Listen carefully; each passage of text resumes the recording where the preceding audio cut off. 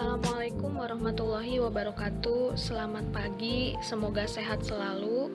Di minggu-minggu sebelumnya, Ibu sudah membahas tentang IPA, penelitian IPA, pengamatan IPA, dan pengenalan laboratorium IPA. Salah satu alat yang digunakan untuk meneliti objek di dalam penelitian IPA adalah mikroskop. Jadi kali ini, Ibu akan membahas tentang mikroskop. Simak baik-baik supaya bisa dipahami. Apa itu mikroskop? Mikroskop berasal dari bahasa Yunani, yakni dari kata mikron yang berarti kecil dan skopos yang berarti tujuan. Jadi mikroskop adalah suatu alat yang digunakan untuk melihat dan meneliti objek mikroskopis atau objek yang sangat kecil yang tidak bisa dilihat oleh mata secara langsung. Objek tersebut seperti virus dan bakteri. Ilmuwan-ilmuwan hebat yang berjasa dalam penemuan mikroskop diantaranya Hans Janssens dan Zacharias Janssens, Galileo, juga Antony van Leeuwenhoek. Jenis-jenis mikroskop yang pertama adalah mikroskop cahaya. Mikroskop cahaya adalah mikroskop yang memanfaatkan cahaya sebagai sumber energi untuk bisa memperbesar dengan jelas bayangan dari objek yang akan diamati. Yang kedua, mikroskop elektron.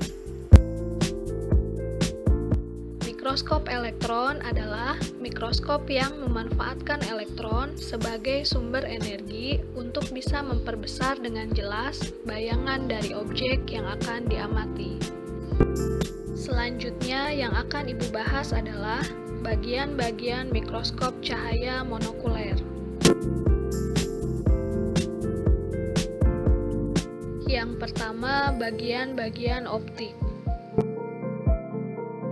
Lensa okuler, yaitu lensa yang terdapat di bagian ujung atas tabung, di mana pengamat melihat objek melalui lensa ini. Lensa okuler biasanya mempunyai perbesaran 6, 10, atau 12 kali. Lensa objektif, yaitu lensa yang dekat dengan objek yang diamati. Biasanya terdapat 3 lensa objektif pada mikroskop, yakni dengan perbesaran 10, 40, atau 100 kali. Kondensor, yaitu bagian yang dapat diputar naik turun yang berfungsi untuk mengumpulkan cahaya yang dipantulkan oleh cermin dan memusatkannya ke objek. Diafragma, yaitu bagian yang berfungsi untuk mengatur banyak sedikitnya cahaya yang masuk dan mengenai preparat atau objek yang diamati. Bagian yang terakhir dari optik adalah cermin, yaitu bagian yang berfungsi untuk menerima dan mengarahkan cahaya yang diterima. Cermin mengarahkan cahaya dengan cara memantulkan cahaya tersebut. Itulah cermin atau reflektor. Dan sifat bayangan objek yang dibentuk oleh mikroskop adalah maya, terbalik, dan diperbesar. Bagian-bagian mekanik atau non-optik.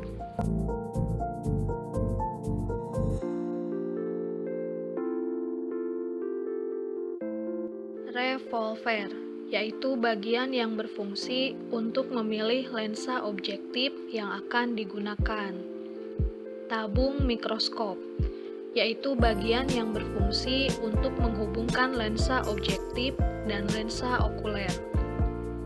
Lengan mikroskop, yaitu bagian yang fungsinya untuk tempat pengamat memegang mikroskop dan untuk pegangan saat membawa mikroskop. Meja kerja atau meja preparat, yaitu bagian yang berfungsi untuk meletakkan objek atau preparat yang akan diamati. Penjepit kaca atau penjepit objek gas, yaitu untuk menjepit objek agar tetap berada di tempat yang diinginkan. Makrometer atau pemutar kasar, yaitu bagian yang berfungsi untuk menaikkan atau menurunkan tabung secara cepat untuk pengaturan mendapatkan kejelasan dari gambaran objek yang diinginkan. Mikrometer atau pemutar halus, yaitu bagian yang fungsinya untuk menaikkan atau menurunkan tabung secara lambat untuk pengaturan mendapatkan kejelasan dari gambaran objek yang diinginkan. Sendi inklinasi untuk mengatur posisi mikroskop pada mode tegak atau miring. Dan terakhir adalah kaki mikroskop, yaitu bagian yang fungsinya sebagai penyangga yang menjaga mikroskop tetap pada tempat yang diinginkan dan juga untuk tempat memegang mikroskop saat mikroskop akan dipindahkan.